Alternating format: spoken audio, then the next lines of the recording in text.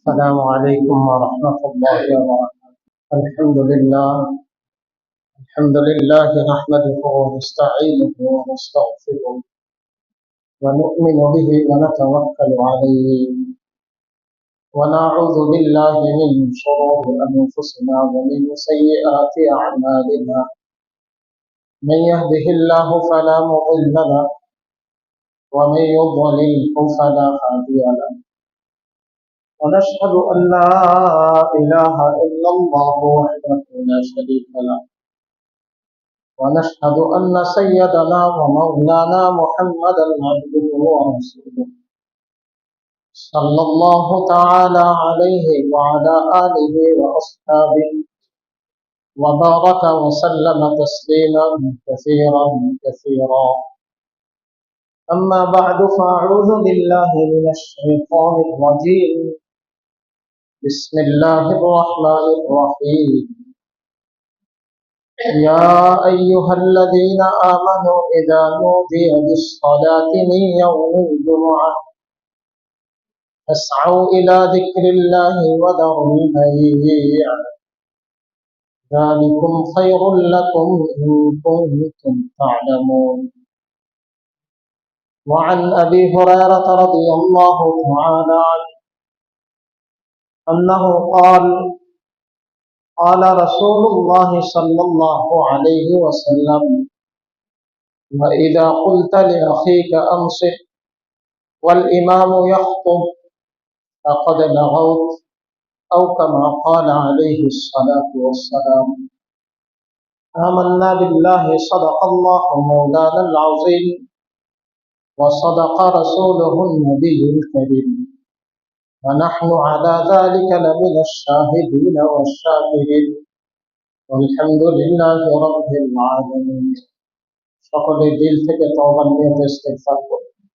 আস্তাগফিরুল্লাহ আল্লাযী লা ইলাহা ইল্লা হুয়াল হাইয়ুল কাইয়্যুম ওয়া আতুবু ইলাইহি লা হাওলা ওয়া লা কুওয়াতা ইল্লা বিল্লাহিল আলিয়্যিল আযীম। আস্তাগফিরুল্লাহ আল্লাযী লা ইলাহা ইল্লা হুয়াল হাইয়ুল কাইয়্যুম ওয়া আতুবু ইলাইহি লা হাওলা ওয়া লা কুওয়াতা إلا بالله العلي العظيم. اللهم صل على محمد وعلى آل محمد كما صليت على إبراهيم وعلى آل إبراهيم إنك حميد مجيد. اللهم بارك على محمد وعلى آل محمد كما باركت على إبراهيم وعلى آل إبراهيم إنك حميد مجيد. محترم মুসল্লি আলাইকুম। নতুন বৎসরের প্রথম মাস মুহররমুল হারামের আজকে দ্বিতীয় জুমা। আল্লাহ পাকের মেহেরবানি, জুমার নামাজ আদায়ের উদ্দেশ্যে সব ব্যস্ততাকে পিছনে রেখে, সমস্যাকে পিছনে ঠেলে আল্লাহকে রাজি করার উদ্দেশ্যে আমি আপনি আল্লাহ পাকের ঘরে হাজিরি দেওয়ার সুযোগ লাভ করেছি। আল্লাহ পাকের অশেষ মেহেরবানি, এজন্য দিল থেকে শুকর আদায় করি আলহামদুলিল্লাহ। ইস্তিগফার এই উম্মতের জন্য বহুত বড় নেয়ামত। ইস্তিগফার এই উম্মতের জন্য বহুত বড় নেয়ামত। আল্লাহ পাক কোরআনে কারীমের সূরা আনফালের মধ্যে বলেন, ওয়ামা কানা আল্লাহু লিউআযযিবাহুম ওয়া হুম ইস্তাগফিরুন, ওয়ামা কানা আল্লাহু লিউআযযিবাহুম ওয়া আনতা ফীহিম। নবী যতদিন উম্মতের মধ্যে থাকবে বা ছিলেন, উম্মতের উপরে ফিতনা মুসিবত আসে, আল্লাহ পাকের আযাব আসে। নবী যাওয়ার পরে আযাবের রাস্তা খোলা, উম্মত বাঁচবে কিভাবে আযাব? আল্লাহ পাক বলেন, আপনার অনুপস্থিতিতেও আযাব থেকে বাঁচার একটা আমল আপনার উম্মতকে আমি বলে দেব, সেটার নাম হলো ইস্তিগফার। ইস্তিগফার যতদিন মানুষ আঁকড়ে ধরবে, আঁকড়ে থাকবে এটার সাথে, আল্লাহ পাক বিপদ আপদ বালা মুসিবত সব থেকে হেফাজত করে। এটা হলো সাবানের মতো, কাপড়ের মধ্যে ময়লা লেগেছে, সব কোনোভাবে এটা উঠে না, তো সাবান দেওয়ার সাথে সাথে উঠে যায়। ইস্তেগফার হলো সাবানের মতো, মানুষের আমল নামার মধ্যে গুনাহের যে দাগ লাগে, এই দাগকে উঠানোর জন্য দুনিয়ার কোনো জিনিস নেই। কিন্তু বান্দা যখন ইস্তেগফার শুরু করে, তো সাবান যেমন কাপড়ের ময়লাকে দূর করে দেয়, ইস্তেগফার মানুষের পুরো জীবন থেকে গুনাহকে এইভাবে মুছে আনে। কিন্তু বেশি বেশি ইস্তেগফার, ইস্তেগফারের সাথে আরেকটা আমল হলো দরুদ শরীফ। দরুদ শরীফ হলো খুশবু, সুগন্ধি। যে যত বেশি দরুদ শরীফ পাঠ করবে, তার আমল, তার হায়াত, তার জীবন তত বেশি জান্নাতি জান্নাতি খুশবু, জান্নাতি সুগন্ধির দ্বারা আল্লাহ পাক সুরভিত করে দেন। এটা দুনিয়ার সুগন্ধি না, এটা জান্নাতি সুগন্ধি। এজন্য আগে ইস্তেগফার, পরে দরুদ শরীফ, এবং এগুলোর কোনো পরিমাণ নেই, এগুলোর কোনো সীমারেখা নেই। যত সুযোগ হয়, যত বেশির চেয়ে বেশি করা যায়। আল্লাহ পাক সকলকে তৌফিক দান করেন। আমি কোরআনে কারীমের ৬২ নম্বর সূরা, সূরাতুল জুমআ, এই সূরার মোট 11টি আয়াত, এর মধ্যে 9 নম্বর আয়াত, পুরা আয়াত আমি আপনাদের খেদমতে তেলাওয়াত করেছি, এবং আয়াতের সাথে মুনাসাবাত রেখে, মিল রেখে রাসূল করিম সাল্লাল্লাহু আলাইহি ওয়াসাল্লামের প্রসিদ্ধ হাদিস, যা হযরত আবু হুরায়রা রাদিয়াল্লাহু তাআলা আনহু বর্ণনা করেছেন, এই হাদিসটাও আমি আপনাদের খেদমতে পেশ করেছি। আয়াত আর হাদিসের আলোকে কিছু জরুরি কথা আলোচনা করা। সূরার নাম সূরাতুল জুমআ। আয়াতের মধ্যে আল্লাহ পাক জুমআ সংক্রান্ত আলোচনা করেছেন, এবং যে হাদিস পড়েছি সেই হাদিসটাও জুমআ সংক্রান্ত। অর্থাৎ আজকের আলোচ্য বিষয় জুমার নামাজের গুরুত্ব, মহত্ব, ফজিলত, মর্যাদা, সম্মান কি, এবং জুমার দিনে আমার করণীয় কি, জুমার নামাজ আদায়ের পদ্ধতি কি, এবং জুমা পড়লে উপকার কি, না পড়লে ক্ষতি কি, এই 5টা বিষয় সম্পর্কে হাদিসে আলোকপাত করা হয়েছে। 1 নম্বর জুমার দিনের ফজিলত, 2 নম্বর জুমার দিনের করণীয়, 3 নম্বর জুমার নামাজ পড়ার পদ্ধতি, 4 নম্বর জুমা আদায়ের লাভ, 5 নম্বর জুমা ছেড়ে দেওয়ার ক্ষতি। 5টা বিষয় রাসূল করিম সাল্লাল্লাহু আলাইহি ওয়াসাল্লাম উম্মতের সামনে পরিষ্কার করেছেন। এই বিষয়টা আলোচনা করার কারণ হলো, মানুষ দিন দিন আল্লাহ পাকের হুকুম থেকে আমরা গাফিল হয়ে যাচ্ছি, উদাসীন হয়ে যাচ্ছি। কারণ মানুষ বাতির থেকে যত দূরে যাবে, অন্ধকার তাকে তত বেশি গ্রাস করবে। এটাই নিয়ম। একজন মানুষ বাতির যত কাছে থাকবে, তো সে আলোর মধ্যে থাকবে। বাতির থেকে দূরে যাবে, তো সেই আলোর থেকে দূরে সরে অন্ধকারে নিমজ্জিত হবে। আমার একটা দিন, কালকের দিনটা রাসূল করিম সাল্লাল্লাহু আলাইহি সাল্লামের যোগের যত বেশি কাছে ছিল, আজকের দিনটা কিন্তু তার তুলনায় একদিন আরো দূরে সরে গেছে। আগামী দিনটা আরো একদিন দূরে সরে যাবে। রাসূল করিম সাল্লাল্লাহু আলাইহি ওয়াসাল্লাম হলেন এই উম্মতের জন্য না, শুধু উম্মতে মানুষের জন্য না, গোটা জগতের জন্য আল্লাহ রাসূল সিরাজাম মুনীরা। দুনিয়া যেমন সূর্য আছে, এই সূর্য দুনিয়াকে আলোকিত করে, ঠিক রাসূল করিম সাল্লাল্লাহু আলাইহি ওয়াসাল্লাম প্রত্যেক মানুষের হৃদয় আত্মার জন্য এক সূর্য ছিলেন, নবুয়তের সূর্য। আল্লাহর রাসূলের এই নবুয়তের নূরে প্রত্যেকের অন্তর আত্মাটা ঈমানের নূরে আলোকিত হয়। অতএব রাসূল করিম সাল্লাল্লাহু আলাইহি ওয়াসাল্লামের জমানা থেকে আমরা যত দূরে সরে যাচ্ছি, আমরা তত অন্ধকারের দিকে, গুনাহের দিকে চলে যাচ্ছি। মানুষ গুনাহের দিকে যাওয়ার কারণে ইবাদত থেকে উদাসীন আর গাফিল হয়ে গেছে। 5 ওয়াক্ত নামাজ থেকে তো গাফিল হয়েছে আরো বহু আগে। এখন 5 ওয়াক্ত নামাজের থেকেও বেশি গুরুত্বপূর্ণ জুমার থেকেও গাফিল হয়ে গেছে। কেউ পড়ি কিন্তু যথাযথভাবে হয় না, কেউ পড়ি আসি একেবারে খুতবার পরে, কেউ পড়ি নামাজের আগের সুন্নত নাই, পরের সুন্নত নাই, কেউ বা পড়ি। এই যে উদাসীনতা, কারণ হলো এই ফাজাইল মাসাইল, নামাজের লাভ উপকার অপকার এগুলো আমার সামনে নাই, আমি ভুলে যাচ্ছি। এই নিয়তে এই উদ্দেশ্যে আজকের আলোচনা, যাতে আল্লাহ পাক আলোচনার দ্বারা আমার দিলের মধ্যে এই বিষয়গুলো তাজা করে দেন। কারণ এগুলো নসিহা। ওয়াযাক্কির ফাইন্না যিকরা তানফাউল মুমিনিন, তুমি মুমিনিনদের সাথে আলোচনা করো, এটা তোমারও লাভ হবে, মুমিনিনদের লাভ হবে। যদি তার মধ্যে ঈমান থাকে, তার মধ্যে যদি কি থাকে, ঈমান থাকে। আর নসিহত বড় কোনো জিনিস হওয়ার দরকার নেই। হযরত ওমর ফারুক রাদিয়াল্লাহু তাআলা, ওনার নসিহত ছিল কাফা বিল মাউতি ওয়াজ, যে একজন মানুষের নসিহতের জন্য কারো মৃত্যু দেখাটাই যথেষ্ট। এটা একটা নসিহত। একজন মরতেছে, মরেও সে আমাকে নসিহত করে যাচ্ছে যে ভাই আমি যেমন আসছিলাম আমি তেমন চলে যাচ্ছি, আমি আসছিও খালি হাতে, যাচ্ছিও খালি হাতে। অতএব আমার মৃত্যু দেখে তুমি শিক্ষা সবক অর্জন। এটার কোনো ভাষা নাই, মৃত্যুর কোনো শব্দ নাই, ভাষা নাই, কিন্তু এটাও মানুষের জন্য উপদেশ। এই জন্য নসিহত লম্বা হওয়া দরকার নেই, বলনেওয়ালার মধ্যে ইখলাস থাকা দরকার, যারা শুনবে শ্রোতা তাদের শোনার মধ্যে ইখলাস থাকা দরকার।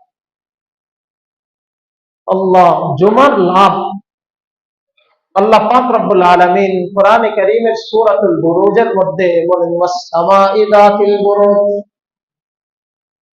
নক্ষত্র বিশিষ্ট, গ্রহ বিশিষ্ট, কক্ষপথ বিশিষ্ট আসমানের শপথ। কত সুন্দর আসমান!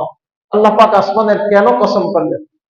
যে আসমান আল্লাহ পাকের কুদরতের বহিঃপ্রকাশ, কোনো ভীম নাই, খুঁটি নাই, এত হাজার বছর পরেও নির্মাণ শৈলীতে কোনো ত্রুটি নেই। আল্লাহ পাকের কুদরত। আল্লাহ পাক এই কুদরতের মধ্যে আরো কুদরত, সূর্যের জন্য আলাদা কক্ষপথ রাস্তা বানিয়ে রেখেছেন, চন্দ্রের জন্য আলাদা রাস্তা কক্ষপথ আল্লাহ পাক সৃষ্টি করে রেখেছেন। والشمس تجري لمستقر لها ذلك تقدير العزيز العليم। প্রত্যেকটা নিজ নিজ রাস্তায় চলে। আজকে যে রাস্তায় চলা দরকার ঠিক সেই রাস্তায় চলে। মুমিন, তোমার যে রাস্তায় চলা দরকার তুমি তো চলছো না, কিন্তু সূর্য দেখো কত প্রখর, কত তেজ দীপ্তি, তার তার শক্তি কত, এটা কিন্তু আমার হুকুম মানতেছে। তুমি কি খলিকাল ইনসানু দাঈফা, তুমি তো প্রাণী জগতের মধ্যে সবচেয়ে দুর্বল। এত বিশাল, এত বৃহৎ সূর্য আমার হুকুম মানছে, একদিনও এক মুহূর্তের জন্য আমার হুকুম থেকে, আমার বাতানো রাস্তা থেকে সে কিন্তু নড়চড় হচ্ছে না। আল্লাহ পাক আমাকে শোনায় দিলেন তোমারও এইভাবে চলা দরকার। তোমার সামনে একটা সিরাতে মুস্তাকিম রেখেছি, এটাই তোমার চলার পথ, এটাই তোমার কক্ষপথ। আল্লাহ পাক এই আসমানের কসম করেন, পরে বলেন ইয়াউমিল মাউউদ, প্রতিষ্ঠিত দিবসের কসম, শপথ, কিয়ামত দিবস, ওয়া শাহিদিন ওয়া মাশহুদ, শাহিদ ওয়া মাশহুদ।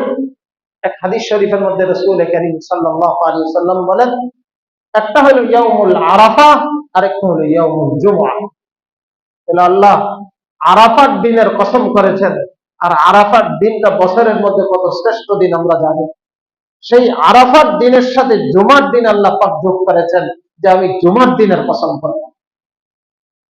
আর জুমার দিনের সম্মান জগতের মধ্যে আল্লাহ পাক রব্বুল আলামিন যত নবী বানাইছেন সবচেয়ে শ্রেষ্ঠ নবী উম্মতকে দিয়েছেন, যত কিতাব পাঠাইছেন সর্বশ্রেষ্ঠ কিতাব এই উম্মতকে দিয়েছেন, যত মাস বানিয়েছেন তার মধ্যে সর্বশ্রেষ্ঠ মাস রমজান আল্লাহ পাক এই উম্মতকে দিয়েছেন। যত দিন বানিয়েছেন সপ্তাহে 7 দিন, সবচেয়ে শ্রেষ্ঠ জুমাটা আল্লাহ পাক এই উম্মতকে দিয়েছেন। শনিবার অন্যদের উৎসবের দিন, রবিবার অন্যদের উৎসবের দিন, কিন্তু শুক্র আগে, শনি তারপরে, রবি তারপরে। আমরা আসলাম সবাই পরে দুনিয়ার মধ্যে, এই উম্মত আসলো সবাই পরে, কিন্তু দিনের ধারাবাহিকতায় প্রথম দিন জুমার দিনটাই উম্মতকে দিয়েছে। এই আয়াতের এবং হাদিসের ব্যাখ্যায় মুফাসসিরিন এবং মুহাদ্দিসিন কেরামগণ বলেন, যেমনি ভাবে পরে এসেও প্রথম ফজিলতের দিনটা উম্মতের, তদ্রুপ আখেরাতে, দুনিয়াতে পরে এসেও আখেরাতে এই উম্মত সকল উম্মতের আগে জান্নাতে যাবে। আমার বলার উদ্দেশ্য, জুমার দিন এত আহামার ফজিলত, শ্রেষ্ঠ দিন। রাসূল করিম সাল্লাল্লাহু আলাইহি সাল্লাম বলেন, সাইয়্যিদুল আইয়াম, সাইয়্যিদুল আইয়াম ইয়াউমুল জুমআহ। এটা শ্রেষ্ঠ দিন। এই দিন সময়ের মধ্যে একটা শ্রেষ্ঠ সময়, এটাও আল্লাহ পাক এই উম্মতকে দান করেছে। শেষ রাত্রের, শেষ প্রহরের এই সময়টা, এটা আর কোন উম্মতকে দেন নাই, আল্লাহ পাক এটাই উম্মতকে দিয়েছে। এত শ্রেষ্ঠ দিন জুমার দিন। রাসূল করিম সাল্লাল্লাহু আলাইহি সাল্লাম বলেন, খুলিকা ফীহি আদম, হযরত আদমকে এই দিনে বানানো হয়েছে। ওয়া উদখিলা, এই দিন ওনাকে জান্নাতের অধিকারী বানানো হয়েছে। ওয়া উখরিজা, এই দিনে ওনাকে জান্নাত থেকে আল্লাহ পাক বের করে দিয়েছে। এটা এত সম্মানিত। আমার জীবনে এমন দিন কতটা আসছে, আর সামনে কতটা পাবো, এটার কোনো হিসাব নেই, কিন্তু গেছে কতটা, এটার হিসাব আমার কাছে আছে। এই সম্মানিত দিনের সম্মান, মর্যাদা, ফজিলত আমি কি অর্জন করতে পেরেছি, না অন্য দিনের মতো এটাকে কাটিয়ে দিয়েছি? এত শ্রেষ্ঠ দিন। এই দিনে আমার করণীয় কি? রাসূল করিম সাল্লাল্লাহু আলাইহি ওয়াসাল্লাম বলেন, এই দিনে কিছু করণীয় আছে। এই দিনে মুমিনের জন্য একটা সময় আছে, পুরো দিনের মধ্যে মুমিনের যে কোনো দোয়া আল্লাহ পাক কবুল করেন। যে কোনো দোয়া, সে যদি দোয়াটা নেক দোয়া করে, জায়েজ দোয়া করে, আল্লাহ পাক তার দোয়া অবশ্যই কবুল করেন। কিন্তু এমনটা না, যারা নামাজ পড়ে তাদের, জুমার নামাজ যাদের জন্য ওয়াজিব, পুরুষ মহিলাদেরটা কবুল হবে না, এমন না। পুরুষেরটা হয়, মহিলারটা হয়, মুসাফিরেরটা হয়, মুকিমেরটা হয়। কোন অসুস্থ ব্যক্তি জুমাতে শরীক হতে পারে না, সে যদি ঘরে বসে বসে জুমার দিনে দোয়া করে, আল্লাহ পাক তার দোয়া কবুল করবে। এমন না যে শুধু জুমা আদায় করবে বা জুমা পড়তে পারবে তারটাই কবুল, এমনটা না। সকলের জন্য দোয়া কবুল হওয়ার দরজা উন্মুক্ত। কিন্তু এই সময়টা কখন, এই ব্যাপারে দুইটা বর্ণনা আছে। একটা হলো ইমাম সাহেব যখন থেকে নামাজ, ইমাম সাহেব যখন থেকে জুমা শুরু করে, যখন থেকে জুমা শুরু করে জুমা শেষ হওয়া পর্যন্ত। আরেকটা বর্ণনা, ফি আখিরি সাআতিল ইয়াউম, এই দিনের শেষ প্রহর অর্থাৎ আসরের থেকে নয়। দুটোটা হাদিসের মধ্যে আছে। ইমাম জুমা কখন, আমরা তো মনে করি যখন আল্লাহু আকবার ইমাম সাহেব নিয়ত বাঁধে এটাই জুমা, এই জন্য হুড়োহুড়ি করে নামাজটা ধরার চেষ্টা করি, খুতবাটা ছুটে যায়। মনে রাখবেন, জুমার খুতবাও নামাজের অংশ। জুমার খুতবাও নামাজের অংশ। নামাজের মধ্যে যেভাবে কথা বলা নিষেধ, খুতবার সময় এইভাবে কথা বলা নিষেধ। কেন? এটা নামাজের অংশ। কিন্তু এটার কোনো আহমিয়ত নাই, এটার কোনো গুরুত্ব নেই। অন্য নামাজের চেয়ে নামাজের মর্যাদা কত। অন্য নামাজের আসরে আজান হয়েছে, আজানের পরেও যদি কেউ দুনিয়াদারি করতে চায়, ব্যবসা বাণিজ্য, ঘরের কাজ বাজ সেরে যে কোনো রকম এসে জামাতটা ধরে, গুনাহ নাই, কিন্তু গুনাহ আছে, সে জামাতে শরীক হয়ে গেছে। কিন্তু যেই আয়াতে কারীমা আমি তেলাওয়াত করেছি, ওয়া ইয়া আইয়ুহাল্লাযীনা আমানু ইযা নুদিয়া লিস-সালাতি মিন ইয়াউমিল জুমআহ, আযান হওয়ার পরে ফাসআউ ইলা যিকরিল্লাহ, আল্লাহর জিকির। জুমা হলো আল্লাহর জিকির, খুতবা হলো আল্লাহর জিকির।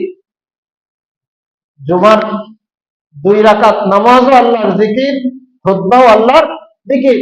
আল্লাহ বলেন ফাসআউ ইলা যিকরিল্লাহ, ছোট আল্লাহর জিকিরের দিকে।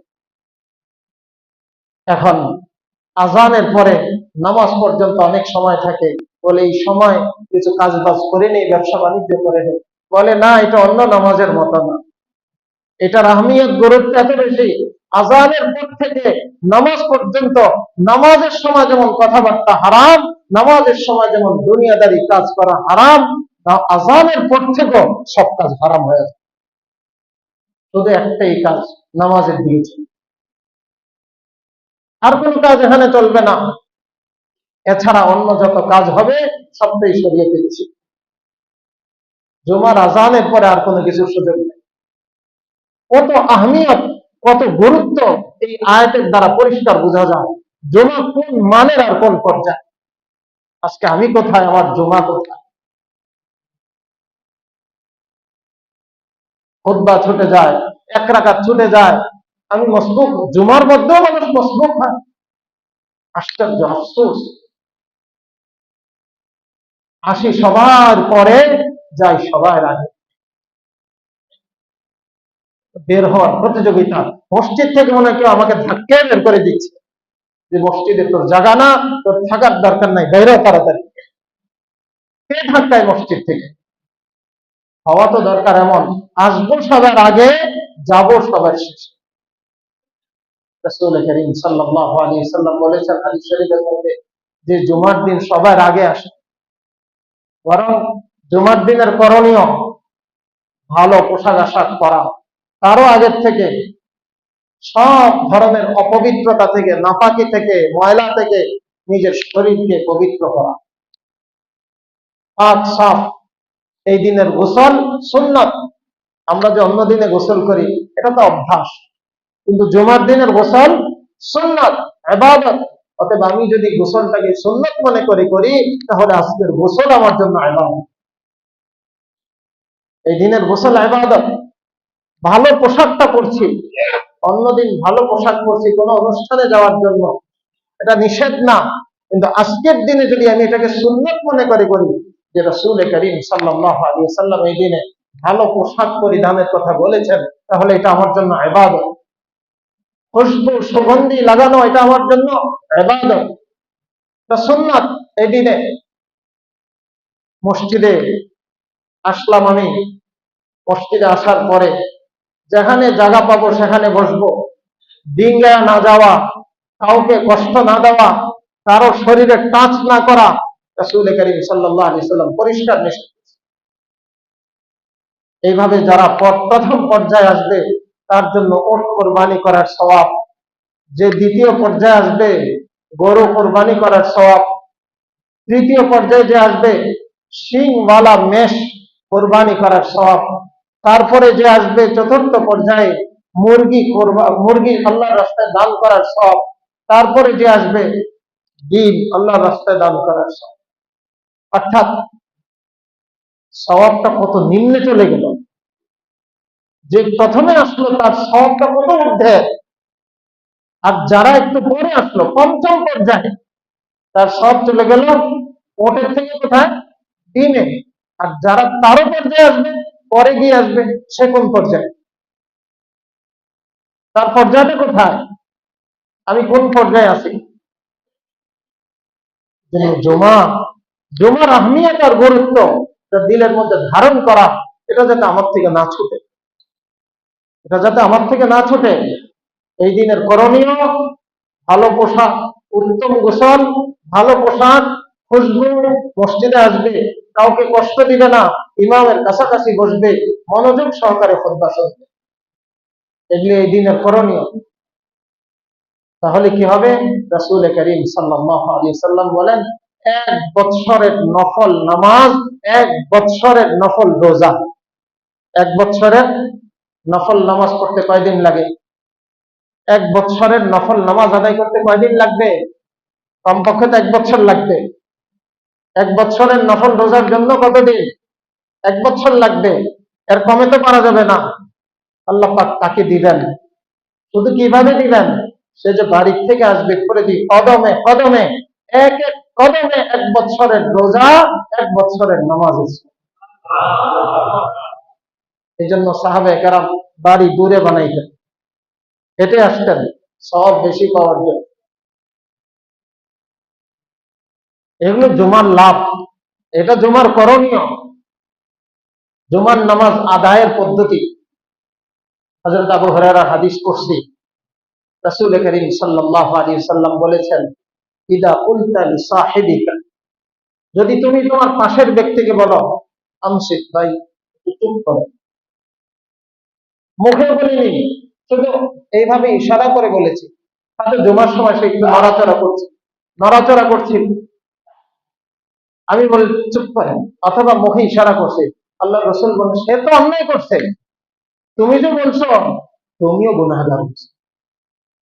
এই কথাটা বোঝার জন্য একটা ঘটনা শোনাই। হযরত আবু যর গিফারি রাদিয়াল্লাহু তাআলা, বিখ্যাত সাহাবী, অনেক বড় মাপের সাহাবী। হযরত উবাই ইবনে কাব রাদিয়াল্লাহু তাআলা এই উম্মতের আকরাউল কোরআন, কোরআন উম্মতের মধ্যে সবচেয়ে যিনি ভালো পড়তেন, সুন্দর পড়তেন। হযরত উবাইকে আল্লাহ রাসূল ডাকছেন, উবাই বসো। ইয়া রাসূলুল্লাহ, কি খেদমত? বলে কোরআনে কারীম তেলাওয়াত করেন, আমি একটু শুনি। বলে ইয়া রাসূলুল্লাহ, আতলু আলাইক ওয়া উনজিলা আলাইকাল কোরআন, আপনার সামনে কোরআনে কারীম তেলাওয়াত করব? আপনার উপরে তো জিবরাইল কোরআন নিয়ে আসে আপনার কাছে, আপনার সাথে তো ডাইরেক্ট সম্পর্ক, আপনার সামনে আমি কোরআন শরীফ পড়ব? রাসূল করিম সাল্লাল্লাহু আলাইহি সাল্লাম বলেন, বিহা কাদা উমিরতু, আল্লাহ এইভাবে আমাকে হুকুম করছেন তোমার থেকে যাতে আমি কোরআনে কারীম। তো বলে ইয়া রাসূলুল্লাহ, আল্লাহ পাক আমার নাম নিছেন? আওয়াসাম্মানি আল্লাহু তাআলা, আল্লাহ কি আমার নাম নিছেন? তো হযরত রাসূল করিম সাল্লাল্লাহু আলাইহি সাল্লাম বলেন, হ্যাঁ, তোমার নাম নিয়ে আল্লাহ পাক বলেছেন তোমার থেকে যাতে আমি কোরআনে কারীমের তেলাওয়াত করি। তখন হযরত উবাই কাঁদতেছিলেন খুশিতে, আনন্দের অতিশয্যে, যে আল্লাহ পাক আমার নাম নিয়েছেন। সেই উবাই ইবনে কাবের ঘটনা। এই দুইজন আল্লাহ রাসূল খুতবার জন্য দাঁড়াইছেন মাত্র, দাঁড়িয়ে দুজন কিন্তু বড় মাপের সাহাবী, দুজন কোরআনে কারীমের হাফেজ। আল্লাহ রাসূল খুতবা শুরু করেছেন, কিন্তু খুতবার প্রথমে কিছু কোরআনে কারীমের আয়াত পড়েন। আল্লাহ রাসূল এদিন এমন একটা আয়াত পড়ছেন, তাবারাকাল্লাযী বিয়াদিহিল মুলক ওয়া হুয়া আলা কুল্লি শাইইন কাদির আল্লাযী খালাকাল মাউতা ওয়াল হায়াতা লিয়াবলুয়াকুম আইয়ুকুম আহসানু আমালা। আল্লাহ রাসূল এটা পড়ছেন, পরে এই আয়াতের আলোকে নসিহত শুরু করছেন। হযরত আবু যর পাশে বসা উবাই ইবনে কাবকে ইশারা করলেন, মানে এই সূরাটা কবে নাযিল হলো? এটা তো আর শুনি নাই, আমি মুখস্থ করতে পারি নাই, এটা তুমি জানো? এরকম কিছু ইশারা করছে, মুখেও বলেন না, কিন্তু শুধু হাতে ইশারা করছে, মানে এটা কবে নাযিল হইল? এটা তো এখন শুনলাম না, মুখস্থ করতে পারলাম, এতটুকু, মুখে কিচ্ছু বলেন নাই, শুধু হাতে ইশারা করছেন। হাদিসের শব্দ ইয়া উনিস, চোখ দিয়ে বলছেন, দোস্ত কি, চোখ দিয়ে বলে না কথা, চোখ দিয়ে বলছেন, আর হাত দিয়ে একটু ইশারা করছেন, মুখও বলেন নাই। হযরত উবাই ইবনে কাবকে জিজ্ঞাসা করছেন, উনি তো আগের থেকেই জানেন। উবাই ইবনে কাব কোনো কথা বলেন নাই। তো নামাজ শেষে এই ঘটনাটা ঘটেছে কি নামাজের মধ্যে না খুতবার মধ্যে? কখন ঘটেছে? খুতবার সময়, এবং খুতবার একবারে শুরুতে। হযরতে উবাই, আবু যর খেপছেন, রাগ হয়েছেন অনেক নামাজের পরে। ভাই, তোমাকে আমি একটা কথা জিজ্ঞাসা করলাম, কিছু বললাই না। আমি তোমাকে জিজ্ঞাসা করলাম এটা কবে নাজিল হয়েছে, আমি এটার থেকে মাহরুম হয়ে গেলাম, তুমিও কিছু বললা না আমাকে। একটা নতুন সূরা আসলো, সাহাবায়ে কেরামের আবেগ কি, যে এই সূরাটা নাজিল হয়েছে আমি এখনো মুখস্থ করতে পারলাম না, তুমি আমাকে কিছু বললা না। আমি বললাম, কোন উত্তরই দিলাম। তখন হযরত উবাই ইবনে কাব কি কথাটা বলছেন, এটা মনে রাখার মতো। হযরত উবাই ইবনে কাব বলেন, ফাকাত লাগাত সালাতুকা, আজকে পুরা জুমার নামাজ তোমার বাদ হয়ে গেছে। বলে ভাই কেন? বলে এই যে জুমার খুতবার সময় কথা বলছো, ও তো চোখের ইশারায় বলছেন আর হাত নাড়ছেন, মুখে হলেন নাই। তো বলে বলো কি? হযরত আবু যর আরো পেরেশান হয়েছে, একদিকে সূরা হারানো, আরেকদিকে আজকের নামাজ বরবাদ হওয়া, আরো বেশি পেরেশান। তো চলো আল্লাহ রসুলের দোনো দোস্ত মিলে আল্লাহ রসুলের দরবারে উঠছে। রাসূল করিম সাল্লাল্লাহু আলাইহি সাল্লামের কাছে গেছে, ইয়া রাসূলুল্লাহ, এই সূরা নাজিল হয়েছে আমি জানি না, আপনি তেলাওয়াত করছেন খুতবায়, আমি শুধু চোখের ইশারায় উবাই ইবনে কাবকে বলেছি যে কবে নাজিল হয়েছে। সে নামাজের পর আমাকে ফতোয়া দিচ্ছে আমার নাকি আজকে জুমাই শেষ। রাসূল করিম সাল্লাল্লাহু আলাইহি সাল্লাম যে শব্দটা বলেছেন কদ আসাবা উবাই ইবনে কাব, তোমার নামাজ সম্পর্কে যে কথা বলেছেন এটাই সঠিক, তোমার জুমা শেষ। এখন দেখি আমার জীবনে এরকম ঘটনা কয়বার ঘটছে যে আমি আসছি মসজিদে উপস্থিত, খুতবার সময় কথা বলার কারণে আমার পুরা জুমা বরবাদ। সাহাবায়ে কেরামটা যদি বরবাদ হয় তাহলে আমি কে? আমি কে? তাহলে জুমার নামাজ আমার কিভাবে পড়া দরকার এই হাদিসের দ্বারা আল্লাহ রাসূল বলেছেন পরিষ্কার। এজন্য মুহতারাম দোস্ত, শুধু জুমা পড়া না, জুমাকে পড়া এবং ধরে রাখা, জুমার হেফাজত, ইবাদত করতে পারা বড় জিনিস না, ইবাদত করা, ইবাদতকে হেফাজত করা, ইবাদতের মধ্যে কবুলিয়তের নূর আনা। ইবাদত করলাম, ইবাদতের হেফাজত নাই, হেফাজত হয়েছে, ইবাদতের মধ্যে কবুলিয়তের নূর নাই, না, ইবাদত তো শয়তানও করেছে, শয়তানের তুলনায় আমার ইবাদত কোনো পর্যায়ে নেই, সে তো এত বেশি ইবাদত করেছে। ইবাদত করা, ইবাদতকে হেফাজত করা, মাল তো অনেকে কামায়, হেফাজত কতজনে করে? মাল রাখতে পারে কতজন? মালকে কাজে লাগাইতে পারে কতজন? দুনিয়া দিয়েই বুঝি, মাল কামানো ওয়ালা তো অনেক, কিন্তু মাল রাখার মতো লোকের সংখ্যা অনেক কম। মালের যেমন গরম, ইবাদতের মধ্যে গরমই আছে। মাল যেমন গরমে মানুষকে পাগল বানায় দেয়, বিভিন্ন গুনাহের সাথে লিপ্ত করে দেয়, ইবাদতের গরমে মানুষের ইবাদতকে নষ্ট করে, তাকাব্বুর চলে আসে, অহংকার। এই জন্য ইবাদত করা, ইবাদতের হেফাজত করা, ইবাদতের মধ্যে কবুলিয়তের নূর আনা, যে আল্লাহ যাতে কবুল করেন। জুমার দিনের রাসূল করিম সাল্লাল্লাহু আলাইহি সাল্লামের হাদিসের দ্বারা বোঝা যায় সূরা কাহফ তেলাওয়াত করা। সূরা কাহফ, রাসূল করিম সাল্লাল্লাহু আলাইহি সাল্লাম বলেন, যদি কোনো ব্যক্তি সূরা কাহফ তেলাওয়াত করে তাহলে নূরুম মিনাল জুমআ ইলাল জুমআ, গত জুমা থেকে জুমা পর্যন্ত তার হায়াতটাকে আল্লাহ পাক আলোকিত করে দেন। আলোকিত হওয়ার অর্থ তার জীবনের এই সময়ের গুনাহগুলো মাফ করে দিবেন, কারণ গুনাহ হলো অন্ধকার, গুনাহ হলো অন্ধকার। তো হযরত আবু যর রাদিয়াল্লাহু তাআলা, হযরত আবু হুরায়রা রাদিয়াল্লাহু তাআলা, ওনারা বলেন ওয়া মাআহু সালাসাতা আইয়াম, এখানে তো এক সপ্তাহ, গত জুমা থেকে এই জুমা এক সপ্তাহ হয়, কিন্তু এক ইবাদতের সওয়াব তো মান জা বিল হাসানাতি ফালাহু আশারু আমসালিহা, আল্লাহ না দিলেও 10 গুণ দেন। একদিনের ইবাদত তো 10 দিন হওয়া দরকার, তো 7 দিন। হযরত আবু হুরায়রা বলেন ওয়া মাআহু সালাসাতা আইয়াম, এই 7 দিন আল্লাহ পাক তার গুনাহ মাফ করবেন, লগে অতিরিক্ত বোনাস আরো 3 দিনের গুনাহ মাফ করবেন। তাহলে 3 আর 7 কত হয়? 10। জুমার নামাজ পড়ার উপকার। আলা রাসূলুল্লাহ সাল্লাল্লাহু আলাইহি ওয়াসাল্লাম আল জুমআ ইলাল জুমআ মুকাফফিরাতুন লিমা বাইনাহুমা ওয়াস সালাতুল খামস ইলাস সালাত মুকাফফিরাতুন লিমা বাইনাহুন্না ওয়া রমাদান ইলা রমাদান মুকাফফিরুন লিমা বাইনাহা। রাসূল করিম সাল্লাল্লাহু আলাইহি সাল্লাম বলেন, জুমা পড়লে লাভ কি? এক জুমা থেকে আরেক জুমা, গত জুমাও ঠিকভাবে পড়েছে, এই জুমাও ঠিকভাবে পড়েছে, তো 2 জুমার বরকতে আল্লাহ পাক মাঝের সব গুনাহ মাফ করে দিবেন, সব গুনাহ এমনি মাফ। রমজানের ক্ষেত্রে এরকম, পাঁচগানা নামাজের ক্ষেত্রে আল্লাহ রাসূলের বাণী এমন। না পড়লে কি ক্ষতি? 2টা হাদিস শোনেন।